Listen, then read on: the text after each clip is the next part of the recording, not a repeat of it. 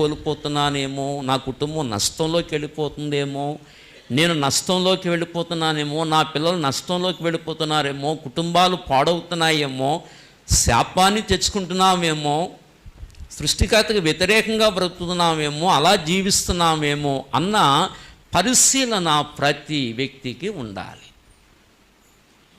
ప్రతి వ్యక్తికి ఉండాలి. మత్తుగా ఉండకూడదు. మత్తులారా మేలుకొని కన్నీరు విడవమంటున్నాడు. మత్తుగా ఉండకూడదు. లోక సంగతుల్లో పడిపోయి మత్తులో ఉండకూడదు. నీకు మత్తెక్కించేవేంటి?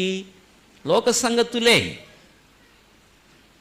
విస్తారమైన వ్యాపకాలు నీకు ఉండడం ద్వారా హృదయం మత్తెక్కిపోతుంది. దేవుని వెంబడించలేవు, దేవుని సేవించలేవు, దేవునితో నడవలేము. ఆ మత్తు లోక విషయాలతో మత్తు ఎక్కిపోకూడదు. మనం మత్తులారా మేలుకొని కన్నీరు